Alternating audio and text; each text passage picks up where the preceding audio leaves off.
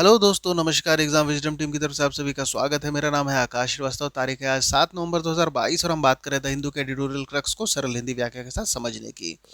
आज के सेशन में दो एडिटोरियल आर्टिकल को कवर किया जाएगा। पहला, डेमोक्रेटिक डेफिसिट, लोकतांत्रिक घाटा। पाकिस्तान में जिस तरीके से काफी नाजुक हालात बने हुए हैं, Imran Khan versus government and army, ये चल रहा है। इन सब बातों को इस आर्टिकल में डिस्कस किया गया है और इसके समाधान क्या हो सकता है, इसका भी जिक्र आर्टिकल में आएगा। दूसरे एडिटोरियल आर्टिकल में बात होगी N electoral pivot that restores Brazil से डेमोक्रेसी, एक चुनावी धुरी जो ब्राजील के लोकतंत्र को बहाल करती है। जिस तरीके से अभी हालिया राष्ट्रपति चुनाव में लूला दा सिल्वा की जीत होती है, जायर बोल्सोनारो इनकी हार हो जाती है, तो बेसिकली इनसे क्या उम्मीदें लगाई जा रही हैं सिल्वा से, इन सब बातों को आर्टिकल में डिस्कस किया गया है। बहुत कुछ जानने को मिलेगा, अंत तक जरूर बने रहिएगा।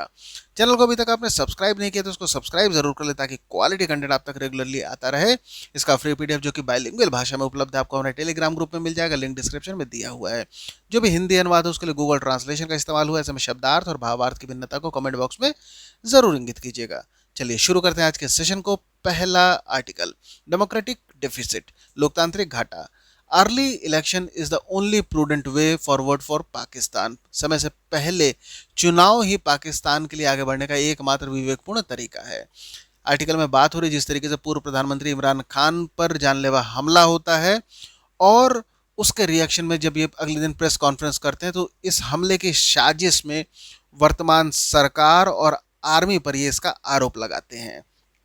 और आगे ये खुद की तुलना पूर्व प्रधानमंत्री जुल्फिकार अली भुट्टो से भी करते हैं, जिनको 1979 पर फांसी भी लटका दिया गया था। इन सब के अलावा बांग्लादेश के संस्थापक शेख मुजीबुर रहमान का भी उदाहरण देते हैं। और हालांकि जो भी आरोप लगाते हैं, सरकार सेना दोनों द्वारा आरोपों को खारिज कर दिया जाता है, किंतु इस बात से इनकार नहीं किया जा सकता कि वर्तमान में पाकिस्तान में जो हालात चल रहे हैं वो काफ़ी ज़्यादा नाजुक हैं। अब आर्टिकल में ये भी जिक्र हो रहा है जिस तरीके से अभी कुछ समय पहले संसद में ये नो कॉन्फिडेंस मोशन इनके खिलाफ लाया जाता है और सत्ता से बाहर हो जाते हैं। उसके बाद ये सड़क पर उतर आते हैं जब अदालत द्वारा इनको राहत नहीं मिलती है। कई सारे मामले पर भी इमरान खान पर चलाए जा रहे हैं, जिनमें न्यायपालिका की अवमानना का भी मामला है और आतंकवाद का भी इन पर आरोप लगा था, जो कि बाद में हटा लिया गया था। पर दूसरे कई मुकदमे आज भी चल रहे हैं, इनमें क्रिमिनल केसेस भी शामिल हैं। और चुनाव आयोग द्वारा उनको आगे के चुनाव लड़ने के लिए अघोषित भी कर दिया गया था, क्योंकि जो कई सारे जो ऑफिशियल गिफ्ट होते हैं जो प्राइम मिनिस्टर पोस्ट के लिए होते हैं, इनको ये पर्सनल खुद के गिफ्ट मानकर उसको इन्होंने बेच दिया था। और आगे चूंकि पाकिस्तान में काफ़ी समय से हालात काफ़ी नाजुक बने हुए हैं, शहबाज शरीफ सरकार, जिसको अभी कुछ समय पहले विनाशकारी बाढ़ पाकिस्तान में आ चुकी है, अफगानिस्तान से काफ़ी ज़्यादा सुरक्षा संकट देखने को मिल रहा है, और जिस तरीके से इकोनॉमिक क्राइसिस पाकिस्तान में है और भारत से संबंध खराब है, इस वजह से भारत से जो मच नीडेड ट्रेड रेवेन्यू मिल सकता था वो भी पाकिस्तान को नहीं मिल सकता है। और ऐसे समय पे शहबाज शरीफ सरकार पर ऑलरेडी काफ़ी ज़्यादा दबाव बना हुआ है, और ऐसे में अगर वो अपनी इमेज को सुधारना चाहते हैं तो नो डाउट इमरान खान पर जो हमला हुआ है उसकी निष्पक्ष जांच कराएं। और अब आगे बात ये भी हो रही है कि जिस तरीके से इमरान खान की लोकप्रियता लगातार बनी हुई है, इवन बढ़ती जा रही है, और इसका उदाहरण अभी हाल में ही मिलता है। जिस तरीके से जब उपचुनाव होते हैं तो उसमें 8 में से 6 जीत तहरीक इंसाफ पार्टी जीत जाती है। हालांकि अभी जिस तरीके से इन पर हमला होता है उसका लगातार प्रदर्शन इनके समर्थकों द्वारा, चाहे वो रावलपिंडी, पेशावर, क्वेटा, कराची में हो रहा है। और अब ऐसे में लॉ एंड ऑर्डर की भी काफ़ी ज़्यादा समस्या पाकिस्तान में बन चुकी है, और ये माना जा रहा है कि अगर कोई दीर्घकालिक स्थायी परिणाम पाकिस्तान में इन सब समस्याओं का हो सकता है तो वो है अर्ली इलेक्शन। हालांकि इलेक्शन होने के बाद जो डेमोक्रेसी स्थापित होगी उस पर वो कितनी विश्वसनीय लोकतांत्रिक रहेगा, उस पर कहना कुछ भी संभव नहीं है, क्योंकि पाकिस्तान एक ऐसा देश है जहां पर हमेशा लोकतंत्र की कमी साफ नजर आती है। अगले एडिटोरियल आर्टिकल में बात हो गया ना electoral pivot that restores Brazil democracy, एक चुनावी धुरी जो ब्राजील के लोकतंत्र को बहाल करती है। लुइस इनाशियो लुला डा सिल्वा's win is the most decisive reversal of great wave called an age of reaction, a wave that has seen reactionary regimes come to power across a range of electoral democracies.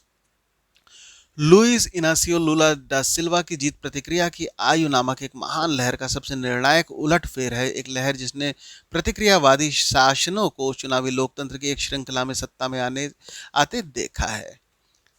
अभी हाल में ही Brazil में राष्ट्रपति चुनाव होते हैं और जीत हो जाती है वामपंथी workers party, PT in short, इसके नेता लुला डा सिल्वा की। और ये काफी बड़ा उलटफेर भी माना जा रहा है, जिस तरीके से अभी लगातार दुनिया भर में देखा जा रहा है जो राइट विंग लीडर्स हैं वो केंद्र में आते जा रहे हैं। और अब जिस तरीके से जो पहले की सरकार बोल्सोनारो की सरकार रही है उन पर कई सारे आरोप लगे हैं, उन्होंने लोकतांत्रिक संस्थाओं को लगातार कमज़ोर किया है। इन सब के अलावा जिस तरीके से मिसोजिनी और होमोफीबिया लगातार बढ़े हैं, गन कल्चर प्रमोट हुए हैं, साथ साथ में जो ब्राज़ील में झुग्गी झोपड़ियों में रहने वाले लोग हैं उनको खलनायक बनाया गया है और सेना को, पुलिस को काफ़ी खुली छूट भी दे दी गई थी। इन सब के साथ बोल्सोनारो सरकार पर, सेना पर गहरी निर्भरता और साथ में जिस तरीके से नौकरशाही को कमज़ोर बनाना, सभी चीज़ों का राजनीतिकरण करने का आरोप, जो न्यायपालिका है उस पर भी उसको कमज़ोर करने का आरोप उन पर लगातार लगता रहा है। और साथ साथ में जो नागरिक स्वतंत्रता की, सिविल लिबर्टीज़ की बात आती है उसको भी कमज़ोर किया गया है।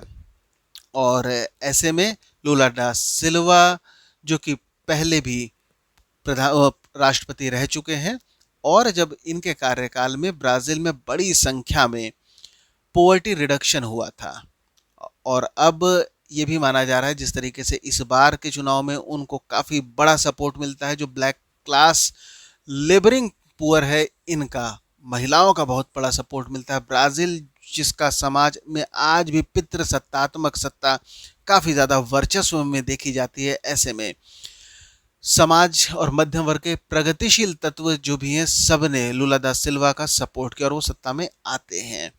और अब उन पर कई सारे उम्मीद भी लगे हैं, जिन वादों को वो करके सत्ता में आते हैं, जिसमें कई सारे सामाजिक अधिकारों को, पर्यावरण संरक्षण को, और जिस तरीके से अमेज़न में लगातार जो विनाश हो रहा था उसको कम करना, ये सब प्रतिबद्धता उन्होंने अपनी दर्ज कराई थी। तो अब इन पर काफ़ी ज़्यादा उम्मीदें लगाई जा रही हैं कि इन वादों पर ये खरे उतरेंगे।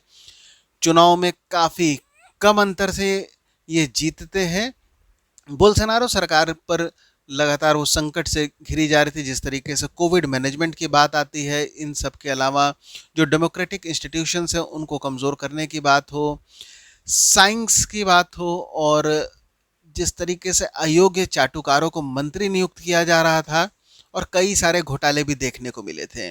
इन सब के साथ में ऐसी विचारधारा को भी प्रमोट किया जा रहा था जो कि पारंपरिक पारिवारिक मूल्यों का पक्षधर है, जिसमें समलैंगिक विवाह और गर्भपात, इसका विरोध करना शामिल है। और अब आगे ये भी बात है जिस तरीके से सिल्वा की वापसी होती है, बेसिकली एक ऐसी लहर जिसमें पूरी दुनिया में देखा जा रहा है कि राइट विंग जो पॉलिटिशियंस है वो सत्ता में आ रहा है। इसके बिल्कुल इतर ब्राज़ील में देखने को मिला कि राइट विंग को रिप्लेस करके लेफ्ट विंग और जो मजदूरों के हितकारी माने जाते हैं लुला दा सिल्वा, वो केंद्रीय सत्ता में स्थापित हो जाते हैं। आगे ये भी बात कही जा रही है आर्टिकल में, जिस तरीके से चर्च को, परिवार को और राष्ट्र को पुनर्जीवित करने के लिए बोल्सोनारो द्वारा जो रूढ़िवादी तत्व हैं उनको बढ़ावा दिया जाता है। साथ साथ में कम्युनिस्टों को, धर्मनिरपेक्षतावादी, मानवाधिकारी कार्यकर्ता और अप्रवासियों सहित बाकी सभी में एक सांस्कृतिक खतरे की भावना को हवा दिया जाता है। और बेसिकली जिस तरीके से आर्टिकल में बात कही जा रही है कि ऐसे ही कई बार भारत में भी देखने को मिलती है। और अब आगे लूला दास सिल्वा से काफ़ी उम्मीद है कि जो भी लोकतांत्रिक जो इंस्टीट्यूशंस होते हैं इनकी पुनर्बहाली, इनको मजबूत करने पर इनका प्रयास होगा। साथ ही साथ में जो चेक एंड बैलेंस है इस पर ये काम करेंगे। और लूला दास सिल्वा व्यक्तिगत तौर पर भी काफ़ी ज़्यादा लोकतांत्रिक माने जाते हैं, पार्टी में भी इनकी आंतरिक लोकतांत्रिक देखने को मिलती है। और इन सब लोकतांत्रिक मानदंडों और प्रथाओं पर ये खरे उतरेंगे, ऐसी लोग उम्मीद कर रहे हैं। आगे अब बात ये भी कही जा रही है, जिस तरीके से दक्षिणपंथी लोक लुभावनवादियों ने लंबे समय से, चाहे वो लैंगिक अधिकारों की बात हो, जलवायु परिवर्तन की बात हो, सांस्कृतिक बहुलवाद की बात हो, नस्लीय समावेश की बात हो, इन सब मुद्दों पर राजनीतिक रूप से सही सांस्कृतिक अभिजात्य वर्ग के रूप में उपहास किया है, जैसा कि बोल्सोनारो सरकार द्वारा भी देखने को मिल जाता है। तो ऐसे में लूला दा सिल्वा, जो कि काफ़ी इंक्लूसिव ग्रोथ के लिए माने जाते हैं, सभी वर्गों को साथ में लेने के लिए ये जाने जाते हैं, इनसे काफ़ी बड़ी उम्मीदें लगाई जा रही हैं। नहीं सिर्फ ब्राज़ील बल्कि दुनिया भर में इनसे उम्मीदें काफ़ी बढ़ गई हैं। आज के हिंदू के एडिटोरियल आर्टिकल में इतना ही। अंत तक बने रहने के लिए धन्यवाद।